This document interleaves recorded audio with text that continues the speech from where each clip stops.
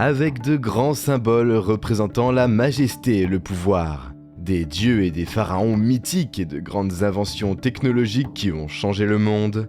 Nous sommes habitués à voir l'Égypte et Sumer comme les civilisations les plus anciennes et les plus avancées de l'histoire. Cependant, des recherches scientifiques récentes indiquent qu'une mystérieuse civilisation ancienne, située entre le Pakistan et l'Inde, est antérieure à ces deux incroyables cultures. En effet, les chercheurs pensent que cette civilisation, connue sous le nom de civilisation harapéenne ou de la vallée de l'Indus, a environ 8000 ans, ce qui signifie qu'elle est encore plus ancienne que les grands Sumériens. Sa ville la plus célèbre, Mohenjo-Daro, est un exemple clair d'un centre urbain bien établi et très avancé, qui comprend des systèmes d'égouts, des routes, des maisons bien organisées, de l'agriculture et des œuvres d'art entre autres.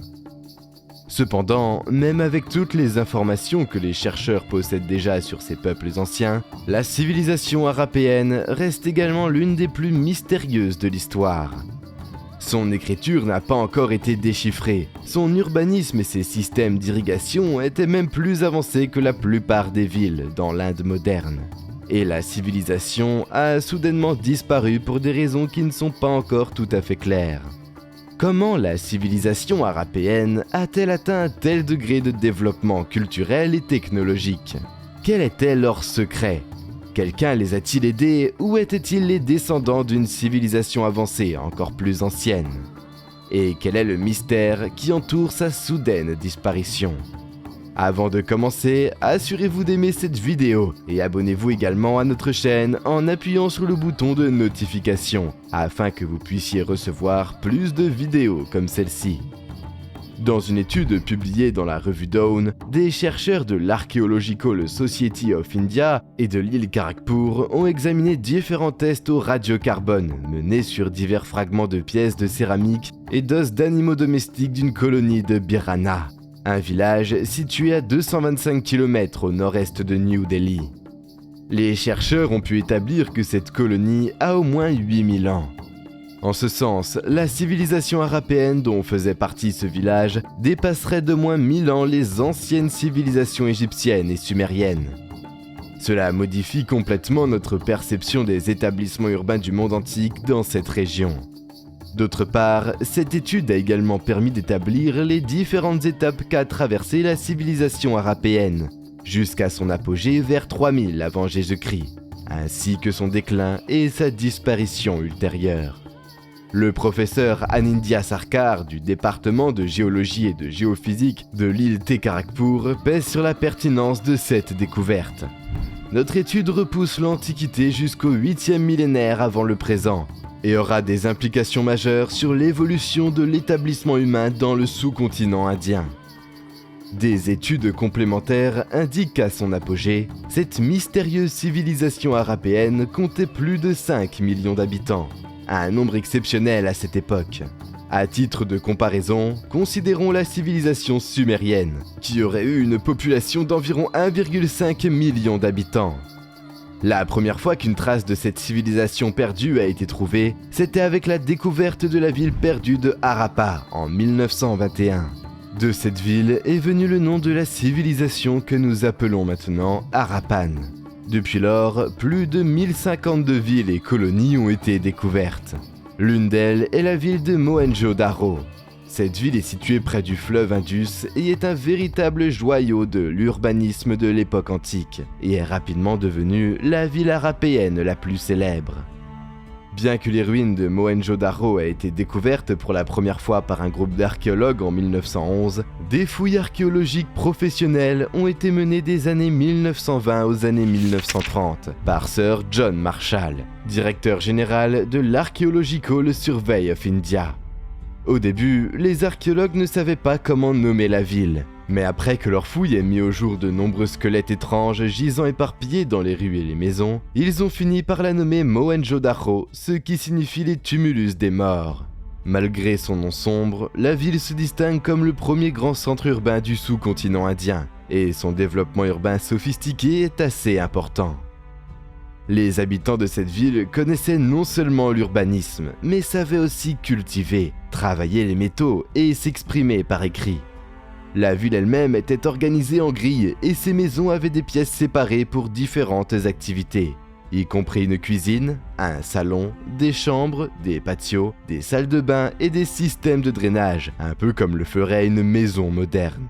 Ce dernier aspect, celui de la maîtrise de l'eau, est précisément l'un des développements les plus impressionnants de la civilisation de la vallée de l'Indus. Aujourd'hui, il est facile de penser que les populations qui vivaient il y a plus de 4000 ans utilisaient des systèmes extrêmement rudimentaires pour utiliser l'eau et satisfaire leurs divers besoins. Par exemple, transporter de l'eau dans des seaux de la rivière aux maisons ou creuser un trou dans le sol pour l'utiliser comme toilette. Mais ce n'était pas le cas avec la civilisation harapéenne. Les maisons avaient un système d'approvisionnement en eau et de plomberie. Les salles de bain et les toilettes étaient bien séparées du reste des pièces. La ville possédait également plus de 700 puits d'eau et un système d'égout élaboré qui permettait à l'eau de circuler harmonieusement dans toute la ville. Dans une partie de la ville connue sous le nom de la Citadelle, ils ont également construit une structure de 84 mètres carrés, appelée le Grand Bain, qu'ils ont rempli en pompant l'eau du fleuve Indus. Gardez à l'esprit que les Romains n'ont réussi à construire leur célèbre bain que vers 70 avant Jésus-Christ. Les habitants de la vallée de l'Indus avaient donc plus de 2500 ans d'avance. Il s'avère que cette civilisation perdue possédait l'un des premiers systèmes sanitaires au monde. Tout cela est remarquable si l'on considère qu'entre 20 000 et 40 000 personnes vivaient ensemble uniquement à Mohenjo-Daro. Et Mohenjo-Daro n'était même pas la plus grande ville de la civilisation harapéenne.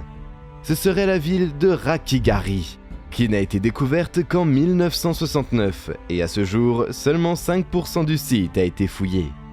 Qui sait quels secrets et mystères nous pourrions découvrir sur cette civilisation perdue, au fur et à mesure que les fouilles progressent. Si Rakhigarhi est la plus grande ville, aurait-elle pu également servir de capitale de la civilisation harapéenne? Et si c'était le cas, imaginez à quel point il serait technologiquement avancé par rapport à Mohenjo-Daro. Mohenjo-Daro lui-même avait une planification très sophistiquée, combinant un système d'approvisionnement en eau, des bâtiments, des marchés, des greniers et des entrepôts, tous situés à l'endroit le plus pratique. Ce haut niveau de planification était impossible à moins que la civilisation harapéenne ne dispose d'une sorte de système élaboré de poids et de mesures qu'elle utilisait pour toutes ses activités, ce qui nous est encore inconnu. Ce que nous savons, c'est qu'il y avait une standardisation stricte dans la construction, avec des briques correspondant à des tailles dans un rapport parfait de 4:2:1. De plus, les habitants de villes comme Mohenjo-Daro et Harappa étaient de véritables maîtres de l'agriculture. En raison de l'âge de la civilisation, les experts continuent de débattre pour savoir si ces personnes ont développé l'agriculture et l'élevage de manière indépendante, ou les ont apprises d'autres populations de l'époque.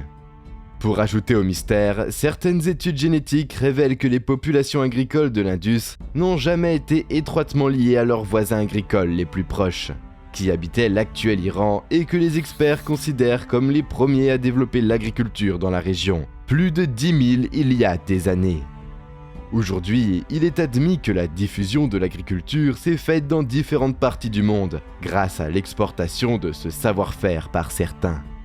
En fait, des études génétiques menées en Europe montrent que les agriculteurs de l'âge de pierre ont apporté leurs connaissances dans différentes parties de l'Europe, au fur et à mesure qu'ils se déplaçaient sur le territoire et se mêlaient à différentes populations. Mais cela ne s'est pas produit avec la population de la vallée de l'Indus, puisque leur génétique est différente de celle des peuples voisins, qui ont développé l'agriculture avant 8000 avant Jésus-Christ. Cela signifie que les habitants de la vallée de l'Indus sont apparemment issus d'une civilisation antérieure, qui a développé l'agriculture par elle-même ou l'a peut-être apprise de quelqu'un d'autre. La question est alors, qui a enseigné au peuple de l'Indus ces techniques avancées? Considérant que la civilisation de la vallée de l'Indus est plus ancienne que les civilisations égyptiennes et sumériennes, il convient également de se demander: les habitants de la vallée de l'Indus ont-ils transmis ce savoir aux anciens Égyptiens et Sumériens? D'autre part, le développement d'un système standardisé complet de sceaux, de mesures, d'outils et d'ustensiles a servi à la civilisation arapéenne pour développer le commerce international, avec des populations aussi éloignées que celles du Golfe Persique, de la Mésopotamie ou du sud de l'Inde, comme en témoignent les phoques qui se trouvent dans ces zones. Les experts pensent que la plupart des habitants de la ville étaient des marchands et des artisans qualifiés dans le travail des métaux tels que le cuivre, le bronze, le plomb et l'étain, ainsi qu'une grande habileté dans le travail de la céramique et la fabrication de briques. En fait, ils étaient si bons que beaucoup de leurs créations ont été retrouvées dans d'autres villes lointaines de la région, probablement en raison du commerce. Malgré tout ce haut niveau de planification et de développement, l'un des aspects qui a le plus attiré l'attention des chercheurs est le fait que les villes de la vallée de l'Indus manquent de palais, de temples et de monuments qui pourraient indiquer une pratique cérémonielle. Il n'y a également aucune preuve qu'il y avait une autorité centrale, comme un roi ou une reine, réglementant l'activité dans les villes. C'est quelque chose d'inédit pour une civilisation de l'âge du bronze, car ces cultures étaient très autocratiques, reposant sur des systèmes de castes. Un bon nombre d'études suggèrent que Mohenjo-Daro était une ville dotée d'un système de gouvernement communautaire, avec un groupe désigné de personnes sélectionnées pour effectuer des tâches gouvernementales spécifiques. Chaque ville avait probablement une sorte de conseil qui, à son tour, répondait à un conseil plus central qui était responsable de l'ensemble du pays. Compte tenu de la distance entre toutes les différentes villes de la civilisation arapéenne, cette structure de gouvernement est très impressionnante. La forme de gouvernement de la civilisation arapéenne a même poussé la revue Courrier de l'UNESCO à publier un article entier intitulé « La civilisation de la vallée de l'Indus, berceau de la démocratie », théorisant les possibilités que la démocratie a été inventée par la vallée de l'Indus des milliers d'années avant les anciens Grecs. Une autre chose surprenante est l'absence de temples immenses pour le culte.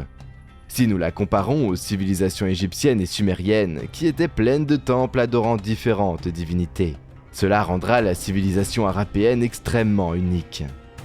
Jusqu'à présent, le Grand Bain semble être la seule structure de la ville qui pourrait être considérée comme un monument cérémoniel. Apparemment, les habitants de l'Indus avaient une préférence particulière pour la propreté et l'organisation, à tel point que certains experts pensent qu'il est très probable qu'ils aient eu une sorte de pratique religieuse ou ésotérique dans laquelle le concept de propreté ou de purification était dominant. Il y a même des indications que ces événements religieux ou cérémoniels ont eu lieu dans la citadelle, ce qui renforce également l'idée que ces gens vénéraient probablement l'eau d'une certaine manière. Cette structure est très différente de la culture de l'Égypte ancienne, qui regorge de temples, de tombes et d'autres monuments majestueux, ainsi qu'un culte profond de leur dieu roi que nous connaissons sous le nom de pharaon. D'autre part, les archéologues ont trouvé des indossos et des figures artistiques qui pourraient être liées à certaines croyances religieuses. Un bon exemple en est une figure trouvée lors des premières fouilles à Mohenjo-Daro. Cette figurine est connue sous le nom de The Priest King. Cependant, de nombreux experts pensent que ce chiffre ne représente aucune personnalité religieuse, car il n'y a aucune preuve solide pour étayer cette croyance. Un autre artisanat célèbre trouvé à Mohenjo-Daro est une figure féminine de seulement 4,25 pouces en bronze qui a été appelée Dancing Girl pour ses caractéristiques particulières. Dans cette figure, la jeune fille tient sa jambe et sa main gauche, apparemment prête à suivre le rythme d'une danse, probablement de type cérémoniel ou religieux. Son bras gauche porte 25 bracelets, apparemment utilisés pour façonner ses membres. Cela était une pratique courante dans certaines cultures à travers le monde, comme c'est le cas aujourd'hui avec les Kayan, un sous-groupe du peuple Karenni. Certains experts pensent que ces personnages et d'autres éléments de la culture du peuple de l'Indus peuvent en fait représenter une variété de croyances et de pratiques religieuses, ou une variété de dieux, tout comme ils le faisaient dans l'Égypte ancienne. Même avec tous ces éléments, aucun d'entre eux ne représente une preuve concrète que la civilisation arapéenne avait une pratique strictement religieuse ou ésotérique, car il ne s'agit que de spéculations et de théories. En fin de compte, il y a quelque chose sur lequel la plupart des experts s'accordent. Une grande partie du mystère derrière la civilisation arapéenne ne peut être résolue que lorsque le plus grand de ces mystères sera résolu. son scénario. Bien que les experts aient déjà réussi à déchiffrer une grande partie du monde de la vie, de la culture et de leurs méthodes de construction de villes, la plupart de ces mystères restent cachés derrière la voile de son écriture. Contrairement à ce qui s'est passé avec les hiéroglyphes égyptiens ou la langue maya, l'écriture arapéenne hésite à être déchiffrée. Le mystère derrière l'indéchiffrable écriture arapane a déconcerté les scientifiques pendant si longtemps que depuis 2004, il y a eu un prix en espèces de 10 000 $ pour quiconque peut déchiffrer un texte arapane d'environ 50 caractères. Sans surprise, personne n'a réussi à le faire. Avec cette culture enveloppée de tant de mystères, déchiffrer son écriture pourrait être la seule clé qui nous permettrait de percer ses secrets. Aujourd'hui, des centaines de symboles appartenant au peuple arapéen ont été retrouvés sur un grand nombre d'objets artisanaux de toutes sortes, y compris des objets artisanaux en céramique et en métal. La majorité de ces symboles représentent des figures animales et humaines. D'autres pensent que les symboles représentent une série de sceaux utilisés pour les transactions commerciales. Un autre aspect qui va à l'encontre de l'écriture arapéenne en tant que forme de langage écrit est que la plupart des inscriptions n'ont généralement que 4 ou 5 symboles dessinés sur de petites surfaces, d'environ 1 pouce de long. Et l'écriture arapéenne la plus connue n'atteint pas 30 caractères. Ceci est très différent de ce que l'on peut normalement voir dans les systèmes d'écriture d'autres civilisations anciennes, qui ont souvent plus de 100 caractères. Néanmoins, certaines études comparent l'écriture arapéenne à d'autres systèmes de symboles, à la fois linguistiques et non linguistiques. Ils ont découvert que l'écriture arapéenne ressemblait étroitement à une langue écrite dans un pourcentage élevé de cas. Cette similitude s'applique non seulement au système d'écriture basé sur des codes désordonnés comme l'ADN, mais aussi aux systèmes de codes ordonnés comme les langages de programmation informatique. Cependant, il existe encore de nombreux doutes sur l'écriture arapéenne en raison des grandes difficultés qu'elle continue de présenter, même pour être décodée par des systèmes statistiques gérés par de puissants ordinateurs. L'un des principaux problèmes avec ce script est que les messages sont trop courts et montrent peu d'exemples dans chaque séquence, ce qui rend les choses difficiles même pour les machines. D'autre part, les symboles qui apparaissent à côté des images varient dans chaque timbre, manquant ainsi d'homogénéité et de clarté, ce qui complique encore une interprétation standard de cette écriture. Cela signifie que jusqu'à présent, toute interprétation faite peut être considérée plus comme une conjecture que comme un fait. Un autre facteur qui joue également contre le décodage des textes de la vallée de l'Indus est l'absence de toute inscription multilingue. C'est-à-dire un texte écrit dans 2 ou plusieurs langues connues et inconnues qui disent exactement la même chose. Le meilleur exemple en est la célèbre pierre de Rosette, l'ancienne inscription dont le texte est écrit sous 2 formes d'écriture égyptienne, et une en écriture grecque ancienne, ce qui a grandement aidé à déchiffrer la langue de l'Égypte ancienne.